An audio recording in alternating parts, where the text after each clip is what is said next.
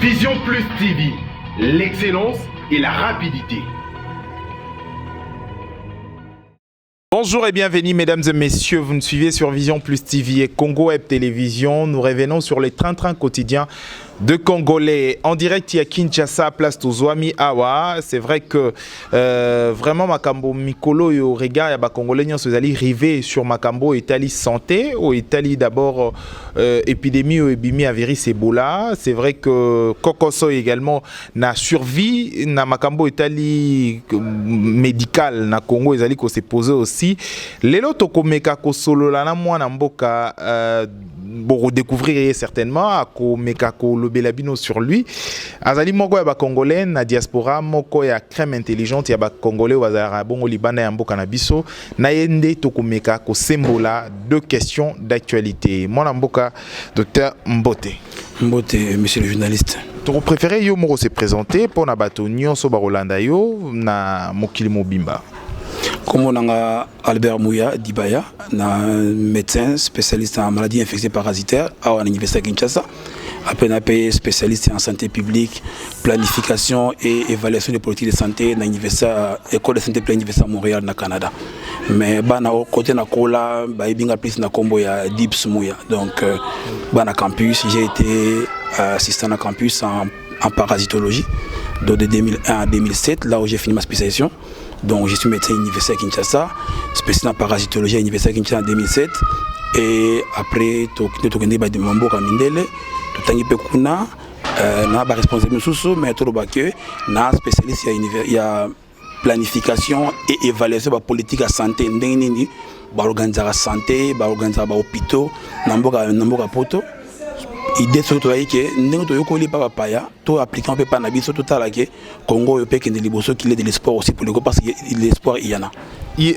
Pour avoir de l'espoir, c'est vrai que Congo est comme cause un peu zone moko un peu il y a comme menacé moi moqué pour ceux qui tozongi moi mikolomi balé misato uti koleka moko ya ba musulman au bazara na mboka na biso Congo bazara qui na accès à kokende ko communier ensemble na baninga na bango te na mboka bapaya au bazwa mi na communauté na bango munene parce que virus moko ezali na Congo ba ko le virus Ebola. Aujourd'hui, comment éradiquer virus Ebola et quelle est proposition pour que ma mesure moko préventive ezala pour na virus Ebola contre virus Ebola.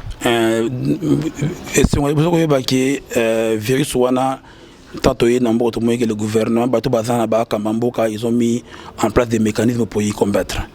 Pour combattre le virus Ebola, les mécanismes sont belés, te bénéficie pas contre le courant, ils médecin et sengi médecin ba soigner ba patient et sengi ba épidémiologiste ba tanga ba tala ndenge zali ba intervention santé publique et qu'il y ait je salue par ailleurs maître na biso atanga sa biso au sommité mondial en matière d'Ebola professeur Mouyembe Tanfoum qui est responsable de ça et je salue aussi le docteur Mwamba qui est de là mon docteur Mwamba de l'université de Montréal na mon équipe na cellule Oyoyo ça là pas chef d'état pour combattre les Ango et que j'ai vu que les moyens ont été mis sur bakenda kité et to bingi mesure ya santé publique santé publique pour bloquer virus. L'avantage que nous avons, on a un avantage mais le Congo est parmi les rares pays à Mokili Oyoge réactivité ya virus Ebola ça la makasi to yebi yango. C'est vrai que le problème qui s'est posé, c'est que quand on est dans la zone où on est comme à Goma et que la propagation à virus, c'est le plus important à faire. Maintenant, le mécanisme indiqué, bloquer le virus.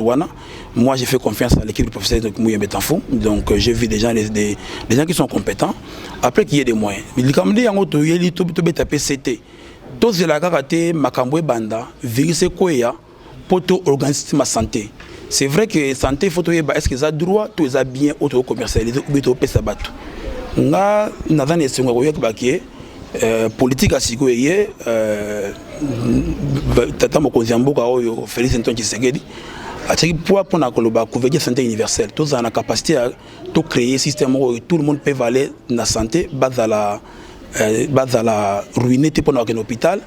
Hôpital comme na mboka mindele na mboka poto aucun hôpital na carte nous va soigner yo mais pour le virus on est dans la ministère de la santé publique et les mesures sont faites Il faut comprendre dans le bien au moment parce que pourquoi le virus s'est propagé. Il y a des éléments qu'il faut comprendre. Premièrement, les bosses allaient que et quand il y a besoin de moi, il y a des difficultés, il y a sécurité. Et il y a besoin de moi, il y a confiance dans l'institution. Il faut créer cette confiance-là. La sécurité va le faire. Il faut mettre les moyens. Les moyens sont mis en place. Et maintenant, on va essayer de voir comment on éradiquer en gros, comment on va les bosses. Alors, Batebele Baye Baraté, c'est vrai, Toyo Kara toujours virus Ebola. Et où Tarawapi, en fait, pendant une minute, ça vient d'où? Et ça nini, en fait, virus Ebola.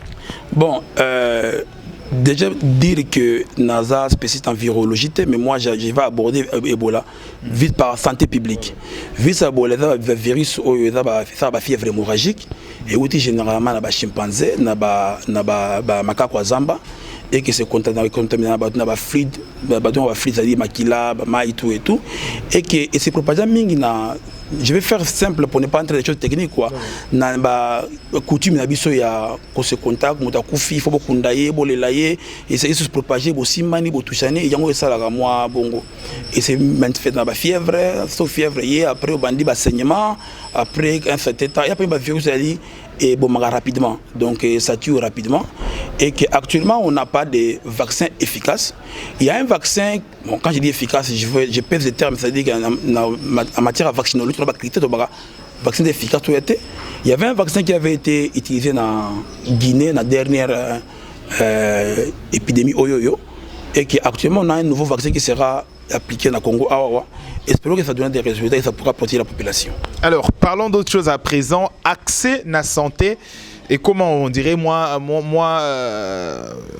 l'X pour Nabatumisusu, soit pour Nabatumisusu, il faut roter Kalupango pour que moto accéder à la santé au coquille nae vraiment pour abika.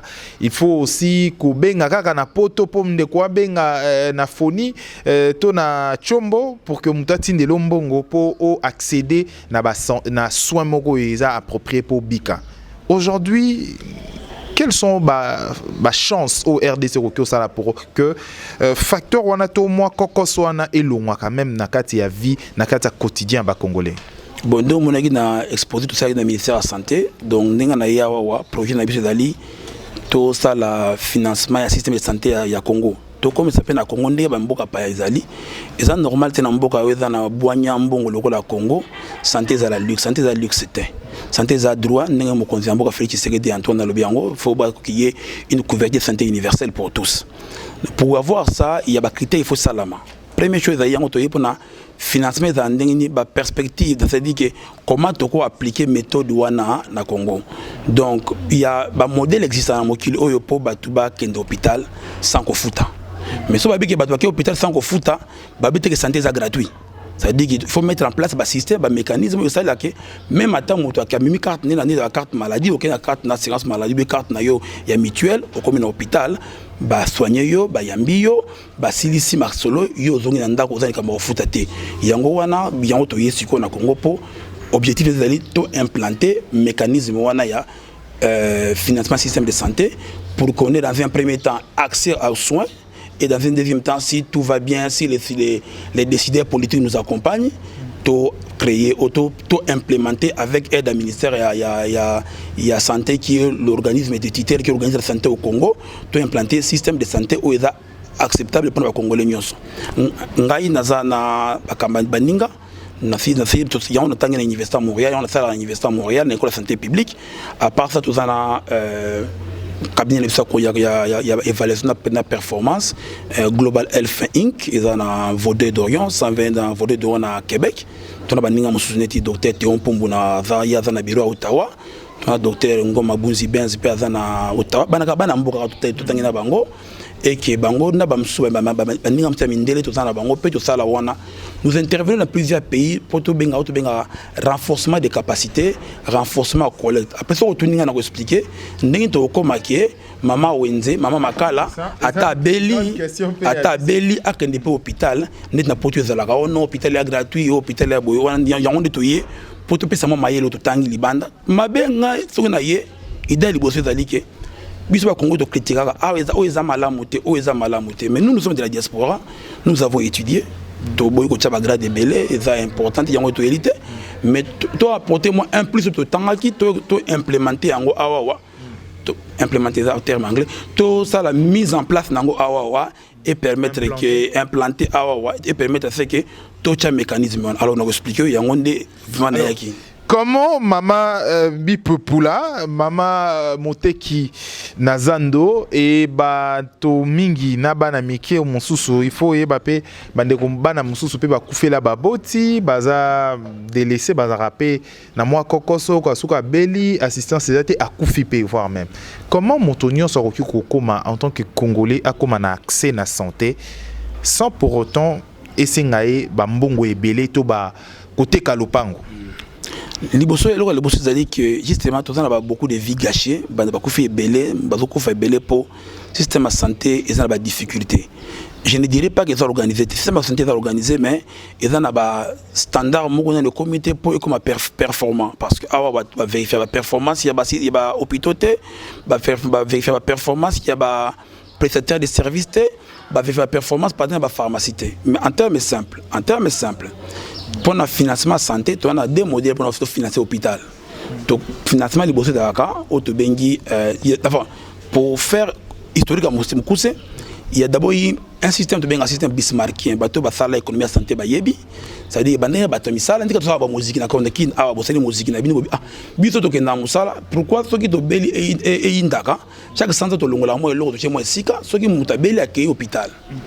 Après on a sigo santé système on est dans un problème nango ezaki et talika bateau bakenda mo musala, et tali mutalibanda te. Il y a un système bismarckien qui protégeait par exemple les travailleurs. Nous dans Congo, on a appliqué par exemple la fonction publique, na bateau bazana misala structuré, na musala yebani ou bien na privé et misala l'État.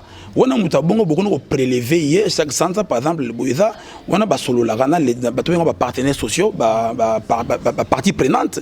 Boyokani par exemple que le retour de l'ongla autant pour na boyer. Bosoli boyokani, so pe boken hôpital ango, ba soigner ne kopesa.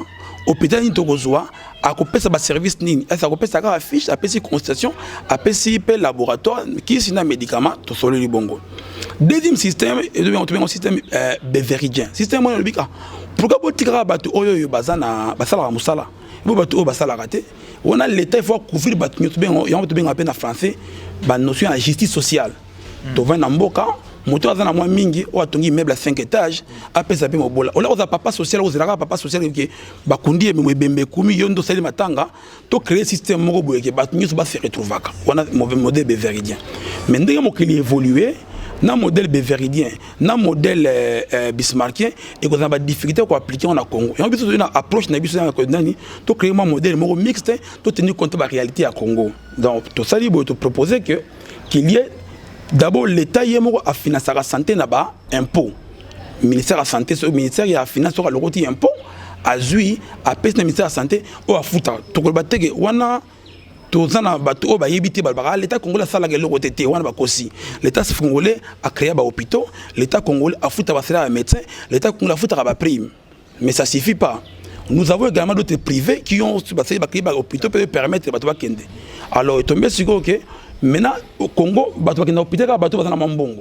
mais normalement la couverture de santé universelle dit que il faudrait que mutu akende soins abela te que sont malades zanango et zalaki a se ruiner te pona yango.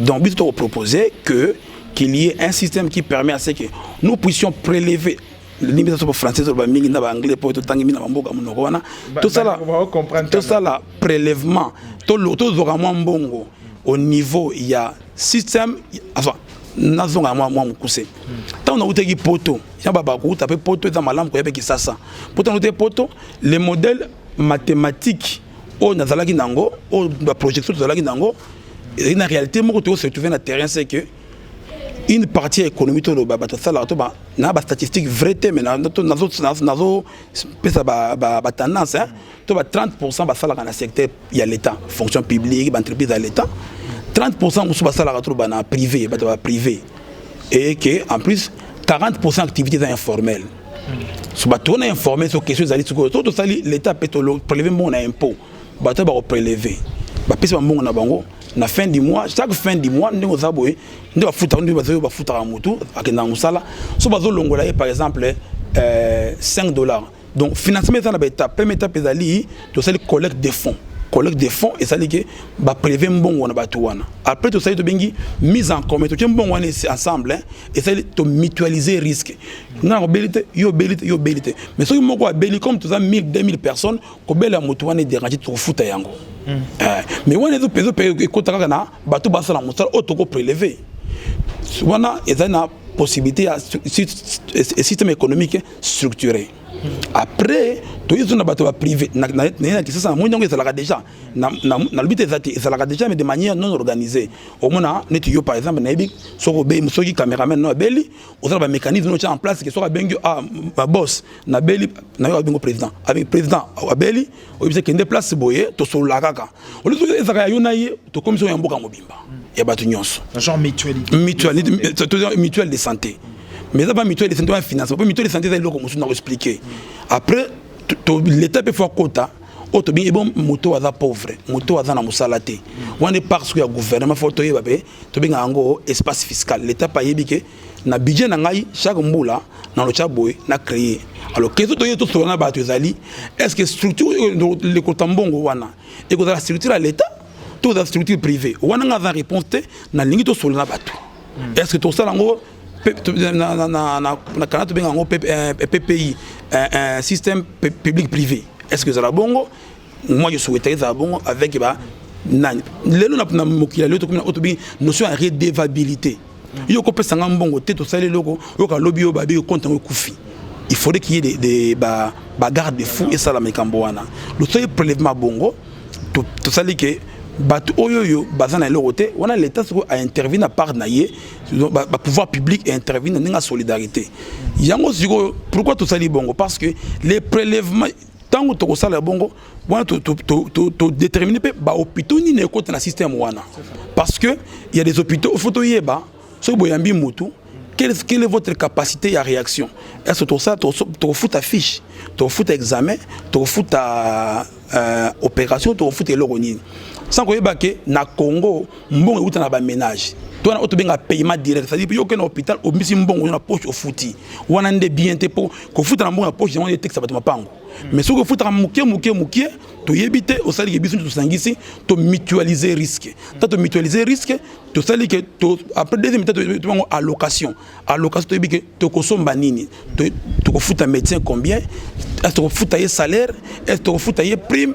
Est-ce que to futa ye par un paiement sur base de performance?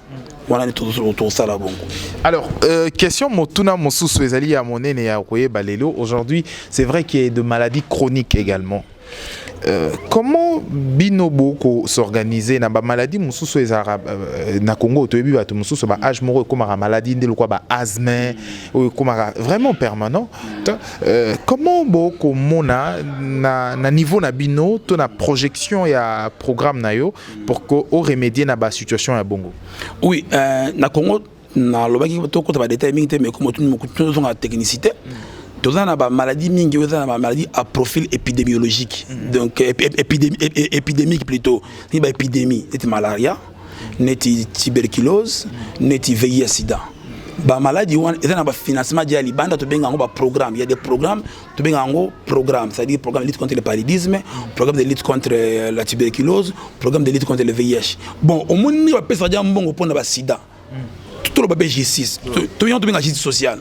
Programme dans la VIH. Soit qu'il y a un Congo, va passer qui si va passer nous, va passer nous, mutabé la malaria kufa. Est-ce que tu comprends que en réalité c'est logique, muto azan sida, na souhaitant que muto maladie honnête, mais ça plus protégé que muto abel diarrhée nanda. Alors faut que mettre mais le wana to comme sango bongo, to comme sango to généraliser mesures wana. Donc maintenant tu as la question muto est le biquet. Ba profil épidémie ba épidémie tu vois na on dit ba Ebola wana mon chef d'état chembongo ebele tout bundise yango mais il faudrait que ba intervention est la pérenne est la to bien en anglais sustainability c'est-à-dire que to bien dans le système il y a un biso quelque part tant autour tout linga motuna pour le financement liban na au point de vue nanga peut-être au se plan nango te mais na au point de vue nanga to ko linga ke eloko soke yé et tikalipe to tourner et te boyeli biso ba labo boyeli biso labo siko pona Ebola pérenniser ba système yango biso to linto kota bongo to ba programme intervenir na maladie moko mais la vérité za moko ça fait que actuellement pour la maladie ou la malaria na nyonso to ça là ba programme contrôle ba programme comment to kende mais to maladie chronique pe ba chronicité on a pas faut tenir compte yango photo yeba sikoyo. Qu'est-ce que nous payons, qu'est-ce que nous couvrons en couverture. Et par exemple, là, et à partir de l'État paye couverture de santé universelle. Il y a des couvrir nini, mais de couvrir nini. À ce moment-là, si vous avez tout ça couverture universelle, tu as standard. Mais le biso par exemple, le biso hôpital vous allez maman une semaine, si vous avez par exemple, tu as une semaine au hôpital, tout ça la boy. Chambre par exemple, chambre commune, chambre nyoso. Si vous avez monique il y a chambre individuelle on a trouvé une mutualité privée la structure est ouverte au foot moi un plus n'est pas bon hôpital il y a un individuel à la chambre privée il y a qui c'est générique il y a qui c'est spécialité on a trouvé il y a d'autres partie prenante comment santé photo hôpitaux privés, toute la performance na bango, niveau ni bazali, quels sont les services qui peuvent rendre la population et que notre gouvernement, le ministère de la Santé, qu'est-ce qu'on fait? Soit par exemple, moi c'est aboti et que moi c'est aboti sans complication. Pourquoi ça déjeune à l'hôpital? Soit aboti sans complication, c'est meilleure complication. Le lot aboti total 24 heures, le mouvement a abîmé. On a fait 4 jours dans l'hôpital. 4 jours dans l'hôpital. 3 mois, 4 mois. Il faut que première dame, un ministre pour que ça devient un peu un risque permanent, surtout dans la zone un peu reculée. C'est ça. Nous avons tout à fait. Il y a faire comprendre que dans côté de la justice sociale, et comment une société s'organise. Namoni qui est président Sika Félix Antoine Tshisekedi à l'obaki. Na lobi comment on mingi parce que peut-être tout ninga été pour na idée. C'est ça. Idée on a eu en autant on a vendu na poto au Congo. La loi sur la santé est la loi 1952. Donc on va dans mboko tika loi belge tika la biso. En novembre de l'année 2018 on va voter loi Sika sur les fonctionnements du système de santé. Il y a un moment la loi na ba lobika. Couverture santé universelle, faut ça là, financement, tout et tout, bah fond l'espace et que la santé est un droit, c'est pas un bien. Pour toi la vérité. Maman et moi, ils ont peut-être l'État, mais mon tas clinique privée naïe, faut récupérer mon bon. Faut toi y avoir la santé zanini. Droit au bien commercial. Faut toi y avoir. Deuxième chose, on s'est rendu compte que dans la tala qui plan stratégie à développement, il y a comment qui m'engage na présentation na Kangakiango, plan stratégie à il y a développement pérenne, il y a Congo. Papa, comment on a la combo en Edanini?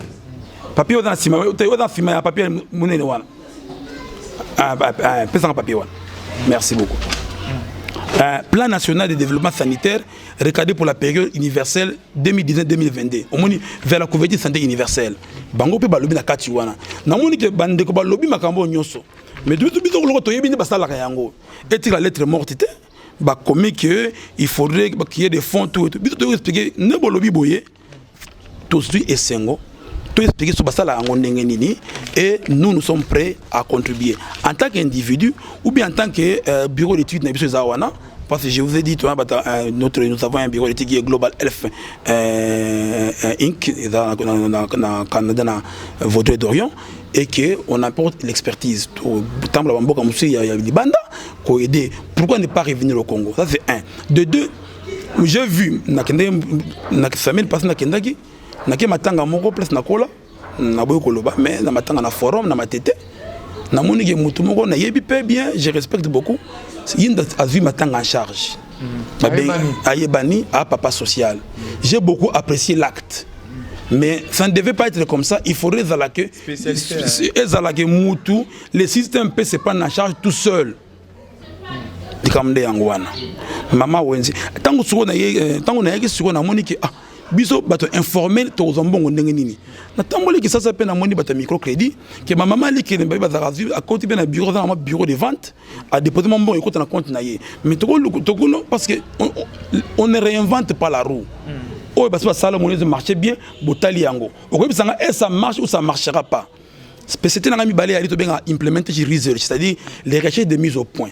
Donc ça, le mécanisme, c'est-à-dire que tu tiens en place les mécanismes. Nous savons qu'il y aura des difficultés. Tout ça va réverter. Nous savons qu'il y aura des difficultés, mais mieux vaut commencer. Et à chaque étape, on va réagir, on va réajuster. Parce que planification, les gens qui font la planification vous le diront, plan au bout de papier, c'est théorie, il y a un comment à sous-caté.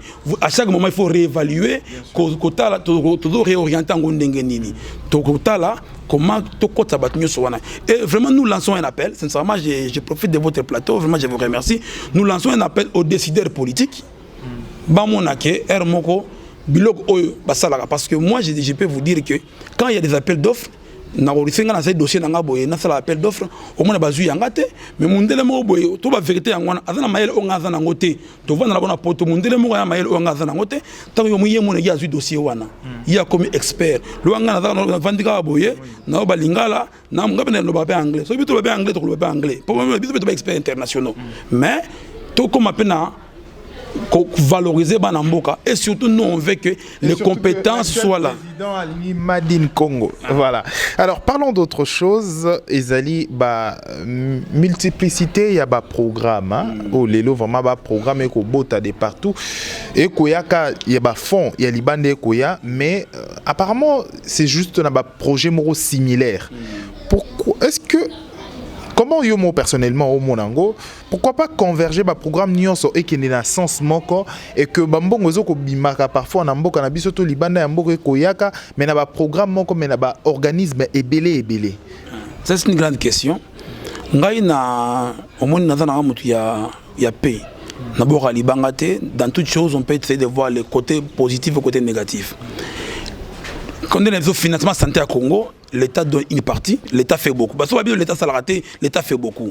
Mais d'une manière que moi je trouve que non organisée, non performant. Ça c'est Wana. Donc ça veut dire que je n'ai pas demandé que ça va pas bon ça, mais on peut améliorer tout ça là. Deuxième ménage, on a tout bon. Troisième ménage, on a bailleur de fonds. Bailleur de fonds. Mais bailleur de fonds, on a spécialisé dans les global health, c'est-à-dire santé mondiale. Moi je suis spécialisé en santé mondiale. Les gens qui viennent, ils ont leur agenda à eux, ils ont leurs priorités à eux. Ça demande maintenant que le prochain ministre de la Santé a un leadership. Il y a un leadership. Na bambo comme ça là, au moins que baïbsi bino que biso to na poste na bino awa. Biso ça va bon côté. Biso parce que mundele a considéré biso que tout ça état défaillant. Peut-être terme mais ça état défaillant, lo mingi marche raté. Il y avait pas besoin de non droit, net côté est on va kokoso, besoin de non droit. C'est-à-dire bango baya. Les seuls problèmes c'est qu'ils envoient de l'argent, ils ont des projets qui ciblent par rapport à l'intérêt na bango d'abord. Ça, il faut que ça va. Mais ils veulent aussi aider le Congo. Ils veulent aussi aider. Mais ce qui est problématique à ça, il faut arriver à avoir ce qu'on appelle une approche sectorielle et intégrée. Le ministère faut un leadership. Pourquoi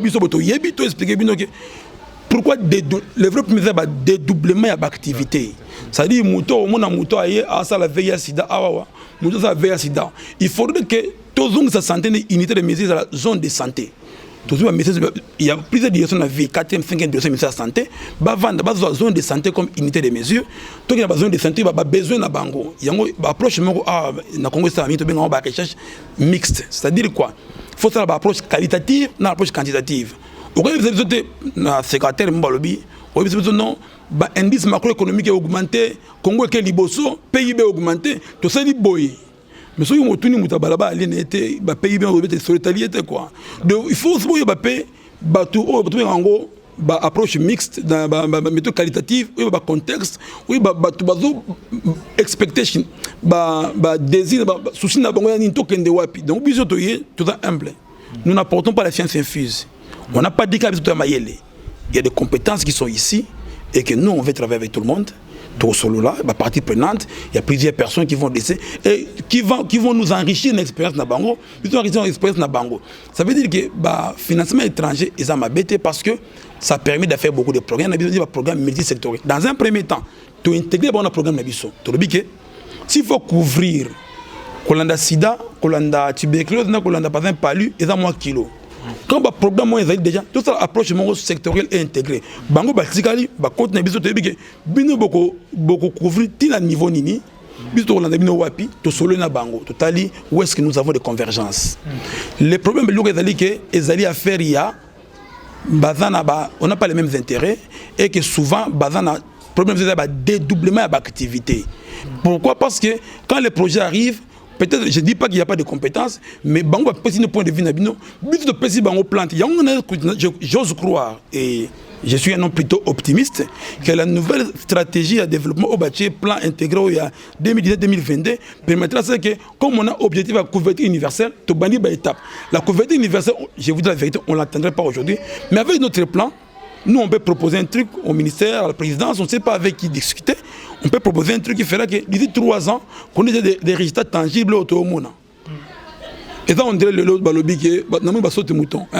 Mais le lobby, c'est l'embouteillage de l'eau. Mais le lobby, au monde, attend aussi, c'est comme un flux. Ok, c'est bon. Toyamba Kibongo, docteur Mouya Albert Dibaya, na yende to symbole qui va question d'actualité, na ko rappeler qu'Azali Moko ya ba Congolais ou ba zala Kalibanda na crème intellectuelle ya ba Congolais, diaspora na biso congolais, ezali ka diaspora bato baya ka te pona ko lata ko sala ambiance, mais au-delà de ça, on a aussi une diaspora intellectuelle au ba misusu ba mi pesa na makambo ezali ba recherche scientifique, Azali Moko ya ba professeur na mboka ya Canada, na yende to symbole qui va question d'actualité to solo là qui certainement na makambo etali épidémie à virus Ebola to solo li pe makambo ezali ba proche par rapport il y a vision à chef de l'état ou à Lubi Bongo makambo ya ko permettre montonyon so azala na droit na santé. Aujourd'hui, est-ce qu'il y a une lueur d'espoir en termes, dernière question, lueur il y a espoir en termes il y a qu'au sauver vie humaine, il y a santé également avec l'actuel régime. Je vais pour une fois, moi débat, hein, tout le monde a moi débat. Président Antoine Félix Tshisekedi a mon apoto. Aibi qui est né au hôpital de Mikini. Le soba expliquer ma camongo, awe banen a basalango. Peut-être que bato bayebite bolobi yango mais bobi méthodologie te approche na to yebi no approche réaliste na ba réalité terrain qu'on s'adapter. Oui la volonté bâtie dans bongo parce que au-delà des polémiques qu'on ait pris parce que to lobi yango te za makambo na ngate mais qu'on ait pris lutte à Ebola bâtie yango sous responsabilité na yemongo, ça veut dire que hier ayebi c'est quoi vie humaine et ça pas si comme on a par exemple le mortalité infantile nga et révoltaka nga na yokake moi c'est que na ko bota na matenta kufi, ça c'est l'abomination, tout la vérité abomination, c'est à dire yo que pour sa vie mais au kufi est-ce au kufi pour na fauteuil parce au kufi pour na accès aux musique transport ezakité ambulance ezakité ou bien bayamba ko na retard ou bien parce que tant comme bien personne affiche mon affiche là tout ça photo yeba.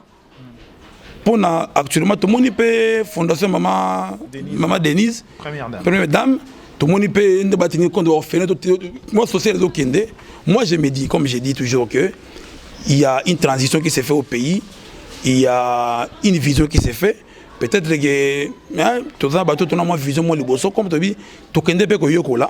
Nous avons appris des autres, nous avons vu comment ça fonctionne là-bas et tout mais on va appliquer en gros ici. Moi je suis convaincu que Masolongo ezo nani suite aux alamalamu et que même pas aujourd'hui parce qu'il faut pas oublier que lorsque vous mettez en place un mécanisme ça prend du temps, ça demanderait aussi la communication.